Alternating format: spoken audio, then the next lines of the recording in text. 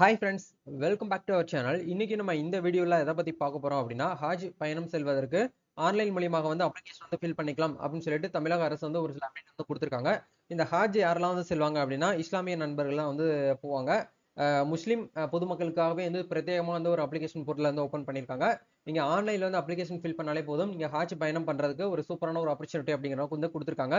இதுக்கான அப்ளிகேஷன் வந்து இன்னைக்கு வந்து ஓப்பன் ஆயிருக்கு. லாஸ்ட் டேட் வந்து ரொம்ப கம்மியா தான் டைம் வந்து சொல்லியிருக்காங்க. ஸோ நீங்க என்ன பண்ணுங்க அப்படின்னா, இந்த வீடியோ ஃபுல்லா பார்த்து முடிச்சதுக்கு அப்புறம் இன்ஸ்டன்ட்டா போயிட்டு நீங்க ஆன்லைன்ல அப்ளிகேஷன் வந்து ஃபில் பண்ணிக்கோங்க. இது ரிலேட்டடா வந்திருக்கக்கூடிய ஜியோ தான் நம்ம இந்த வீடியோல வந்து பார்க்க போறோம்.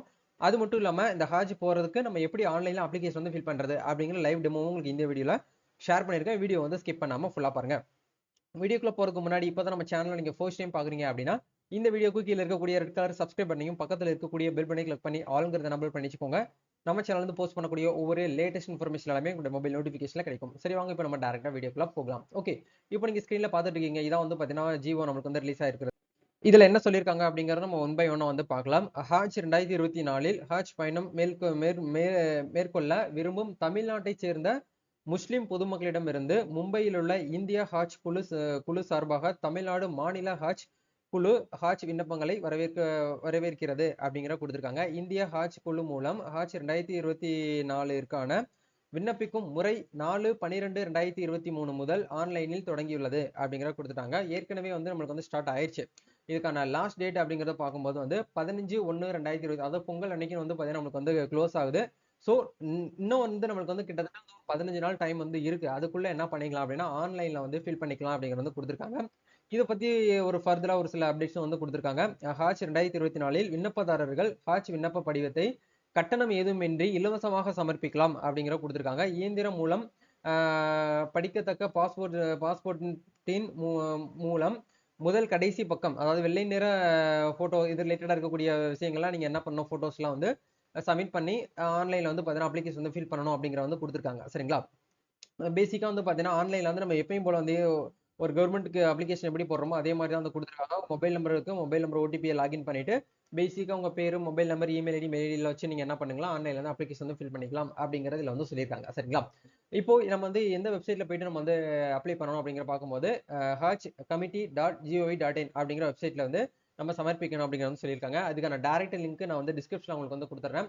அங்க போனீங்கன்னா உங்களுக்கு இந்த மாதிரி ஒரு விண்டோ வந்து ஓப்பன் ஆகும். முதல்ல வந்து நீங்க ஹாஜ் கமிட்டி அப்படிங்கிற இந்த ஒரு வெப்சைட்ல, அதாவது ஹாஜ் கமிட்டி ஆஃப் இந்தியா அப்படிங்கிற அந்த கவர்மெண்ட் போர்ட்டல்ல உங்களுக்கு சொல்லிட்டு ஒரு யூசர் நேம் பாஸ்வேர்ட் நீங்க கண்டிப்பா வந்து கிரியேட் பண்ணி தான் ஆகணும்.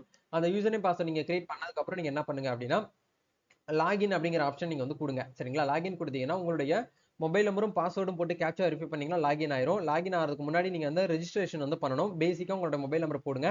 மொபைல் நம்பர் போட்டு லாகின் சென்ட் ஓடிபி கொடுத்தீங்கன்னா ஓடிபி வெரிஃபை பண்ணி முடிச்சதுக்கு அப்புறம் இமெயில் ஐடி, உங்களுடைய பேரு, உங்களுடைய லாஸ்ட் நேம், உங்களுக்கான ஒரு பாஸ்வேர்டு வந்து 8 கேரக்டர்ல வந்து கிரியேட் பண்ணிக்கோங்க. அதே பாஸ்வேர்டு வந்து கன்ஃபார்ம் பண்ணிட்டு நீங்க எந்த ஸ்டேட்ல இருந்து அப்ளை பண்றீங்கன்னு சொல்லிட்டு கேக்குறாங்க. நம்ம தமிழ்நாடு அப்படிங்கறனால தமிழ்நாடு அப்படிங்கிற செலக்ட் பண்ணிக்கலாம். தமிழ்நாட்டுல எந்த டிஸ்ட்ரிக்ட்ல இருந்து அப்ளை பண்றீங்களோ அந்த டிஸ்ட்ரிக்ட் இந்த இடத்துல கேக்குறாங்க. அதையுமே கரெக்டா நீங்க என்ன பண்ணுங்க அப்படின்னா இந்த இடத்துல வந்து கொடுத்துருங்க. சரிங்களா? கொடுத்துட்டு உங்களுக்குன்னு சொல்லிட்டு ஒரு ஐடியை நீங்க வந்து என்ன பண்ணுங்க அப்படின்னா லாகின் ஐடியை கிரியேட் பண்ணிட்டு அதுக்கப்புறம் ஆன்லைன்ல வந்து உங்களுடைய யூசர் நேம் பாஸ்வேர்ட் போட்டு லாகின் பண்ணதுக்கு அப்புறம் உங்களுக்கான டேஷ்போர்டு வந்து அப்ளிகேஷன் ஃபார்ம் வந்து இப்படி தான் இருக்கும்.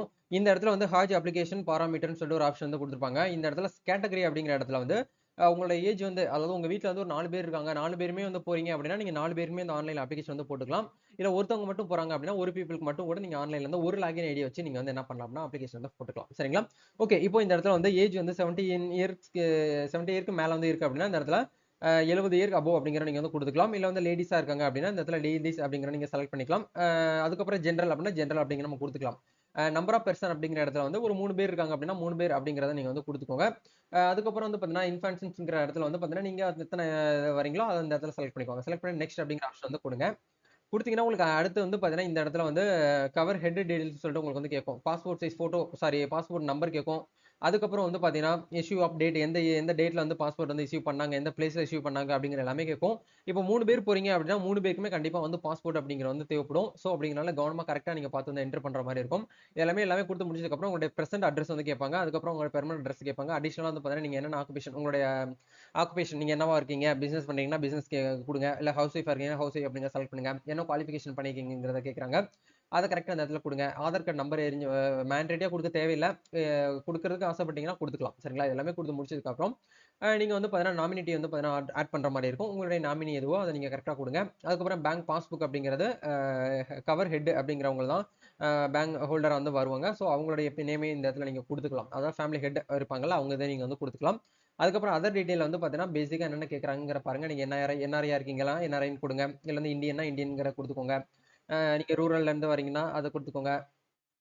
இது எல்லாமே வந்து கேட்குறாங்க. எல்லாமே கரெக்டாக கொடுத்து முடிச்சு நெக்ஸ்ட் கொடுத்து நீங்கள் ஆன்லைனில் அப்ளிகேஷன் வந்து ஃபில் பண்ணிக்கலாம். சரிங்களா? இதான் வந்து பார்த்தீங்கன்னா இருக்கக்கூடிய ஒரு பேசிக் விஷயம். டாக்குமெண்ட் கண்டிப்பாக வந்து பாஸ்போர்ட் சைஸ் ஃபோட்டோ, அதுக்கப்புறம் வந்து பாஸ்போர்ட்டு, உங்களுடைய ஐடி ப்ரூஃப் இது எல்லாமே நீங்கள் ஆன்லைனில் வந்து அப்லோட் வந்து பண்ணுற மாதிரி இருக்கும். இது எல்லாமே அப்லோட் பண்ணணும் கண்டிப்பாக. சரிங்களா?